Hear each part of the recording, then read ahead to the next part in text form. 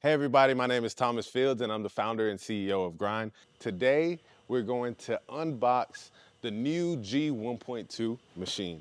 So we're going to start with the upper and we have the lower under us, but I'm going to show you guys what we have in the upper box. So if you can, just get a box cutter. And what you're going to notice whenever you unbox the upper is it has a few boxes in it and a couple of bags. So this first box here is gonna be your retractable handle that goes on the lower machine, right? So we're just gonna put this to the side.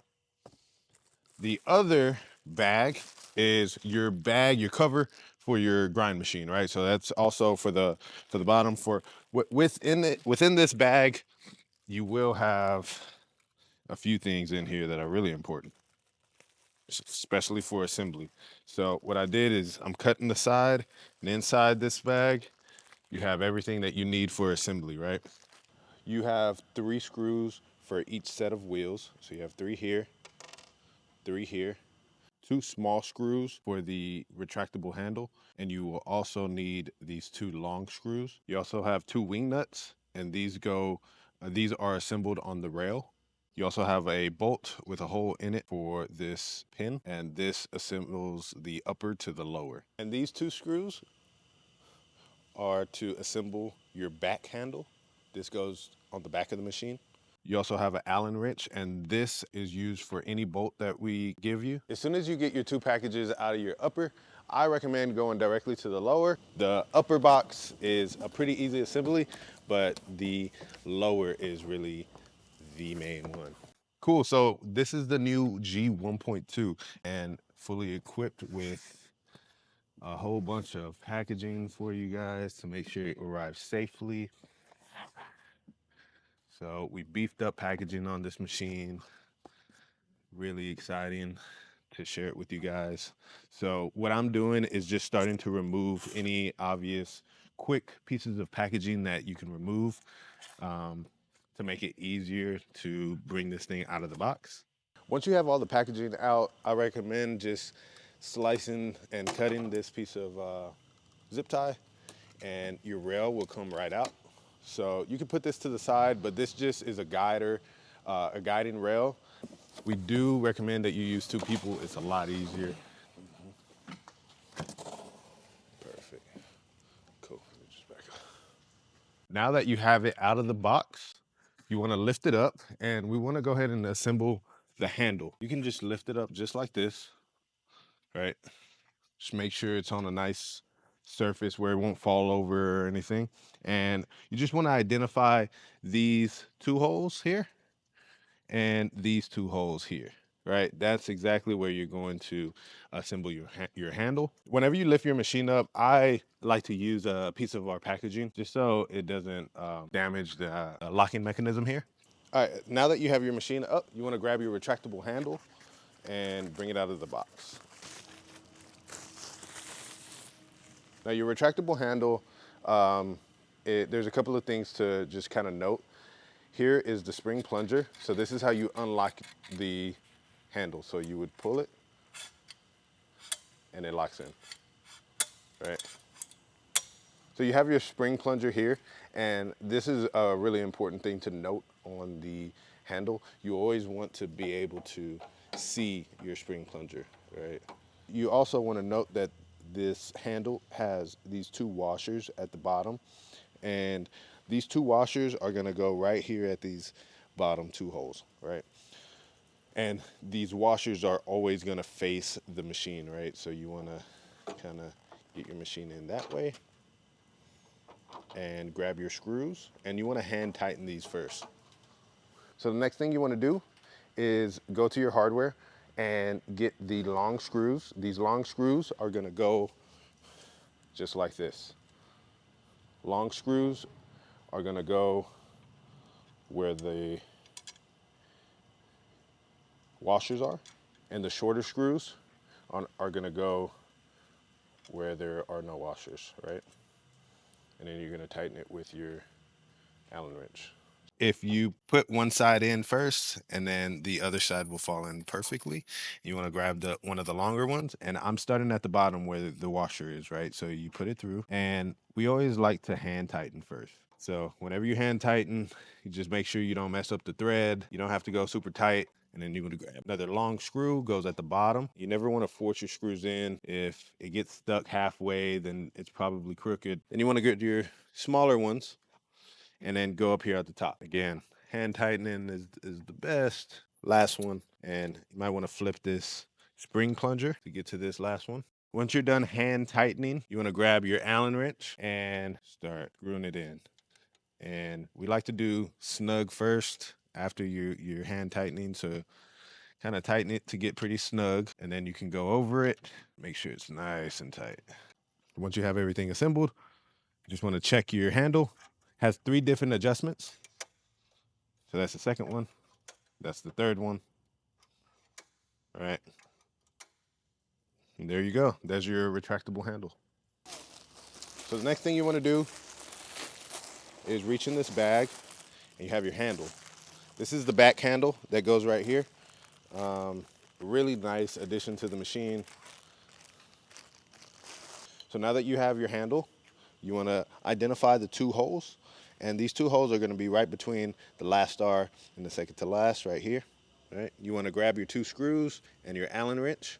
What I like to do is put the screw right in this handle hole, put my Allen wrench on it first, just kind of make sure I'm nice and comfortable, that way I'm not fighting it. Then you can slowly get it in there, you can kind of let it hang and slowly, you don't want to do it too tight. Again, you got to do your other one, but get your first screw in there, grab the second screw, lift your handle up, do your second screw. Once you have these in there, you want to make sure they're nice and tight. And there you go. You got your back handle ready. All right, now we're going to do the wheel assembly. So we have our 2 wheels, 3 bolts for each wheel, and then we have our Loctite. Loctite on the wheels are really important because it ensures that the bolts never back out. So you can either use a box cutter, which is what we have in our warehouse, or you could use scissors. All right, you want to put 1 drop of Loctite on each screw, and you can hand tighten it first.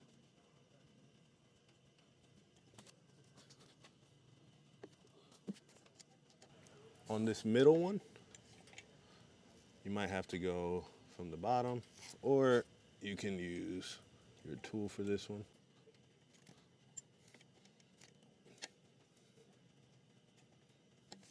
Now, once you have all these screws on your wheel, you can go ahead and put your tool in there and start tightening these guys up.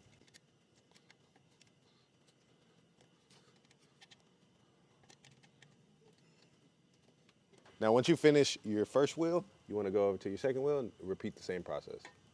So if y'all heard my story, y'all know I tore my ACL 4 times, so I need some knee pads here. So feel free to use some packaging, dads, moms, kids. So next thing we're gonna do is assemble the rail. Now the rail, you wanna use these 2 pieces of hardware, and you also wanna use your Loctite on this rail because this rail is gonna take millions of hits from the basketball. So you wanna make sure that these screws don't ever back out. So the first thing you wanna do is just disassemble this, just like this. Cool. So you can take your packaging off of your rail.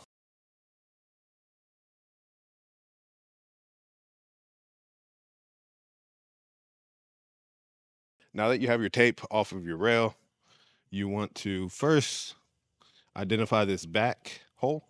And this is another spring plunger that locks that rail into place. So you could just place it right on top, pull this pin, and it falls right in. Now, the front of the rail, you want to push it in a little bit, and there's a cutout here that you want to squeeze it into. It's supposed to be pretty tight.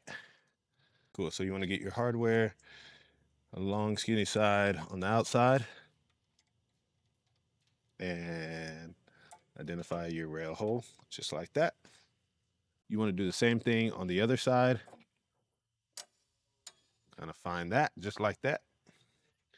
Now from here, you want to add a Loctite. Your one drop of Loctite right here. Then you want to do it exactly the same on this other side. As soon as you have your Loctite on there,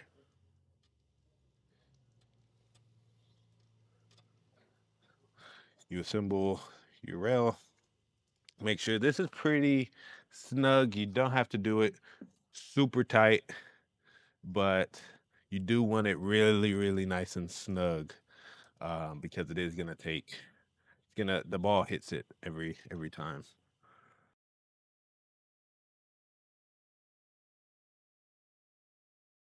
Okay, so your machine is always going to be assembled with this 360, kind of with the nose facing inward, right? You're never going to use your machine like this.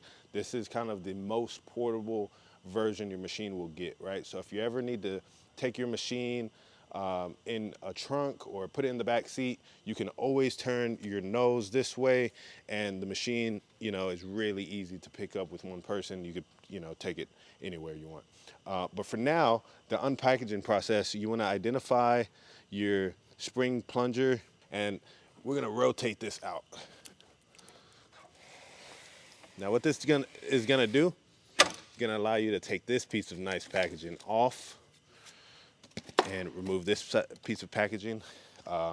And now, this is how you operate your machine. So if you ever want to turn it, right, this is how your machine is always gonna face. You never want to operate it with the nose facing inward. You always want to operate it with the nose facing outward. I do want to make a note about this sticker. So it does say warning, stay clear, the machine arm can cause injury. And the reason we put this is just for safety. So you want to just make sure you remove this. Comes off pretty easily.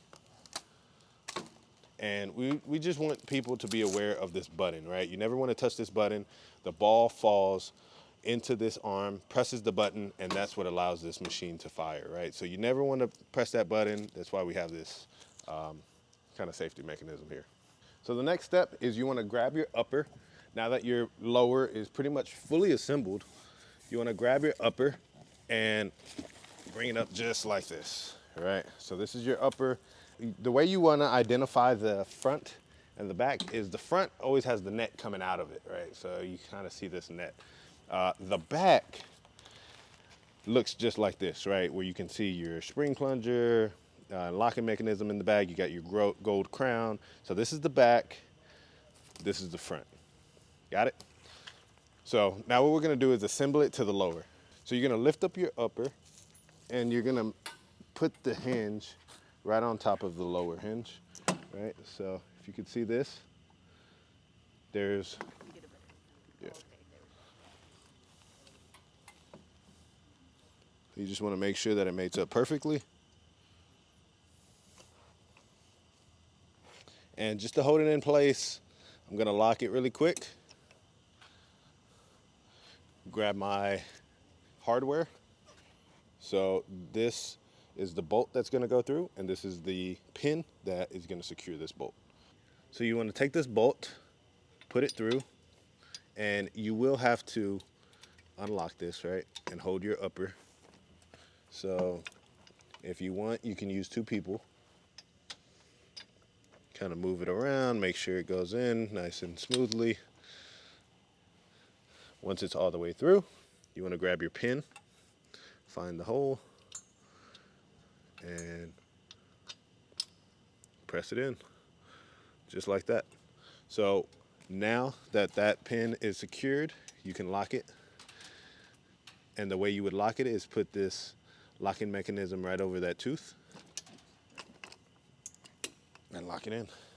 This comes with a net instruction one pager, and this basically helps you identify these hooks that are hanging from your netting. This is really important. What it shows you is to identify this S carabiner, and you wanna, there's a hole right here on your lower machine. You just wanna clip it in there on both sides. So There's one more. Now with these S carabiners that connect to the bottom of this funnel, you always want to make sure that this is on the outside, just like this. If you ever do it on the inside, the ball may get stuck, so this is not the way to do it. You always want to bring this on the outside, hook it up to the base, that way your ball falls down nice and neat. All right, now the next steps is you just want to take off this packaging off your poles now. So we have a QR code right here, just in case you forget how to set up your machine. But step one is you're gonna pull this spring plunger and separate your nets. Now, we love to do it halfway first, right? If you do it all the way, then your net becomes really tight and it's hard to get it up. So if you do it halfway, it's perfect. It shows this little V, kind of V structure. Before setting up your machine, you want to identify these gold markers, right? So these gold markers will tell you the segments. So you never want to skip a segment, right? You never want that to happen. You always want these segments to be fully separated. And once you do one, you want to come over here to the other one and do the second one. Remember not to skip a segment, and make sure that these pins lock in. And you want to go around the machine just like this. That way the net lifts up evenly and there's no snagging that happens. Now, as you're bringing up the machine, there are bungee cords that could get stuck, so you just want to make sure that there's no bungee cords getting stuck up here. Everything else looks good.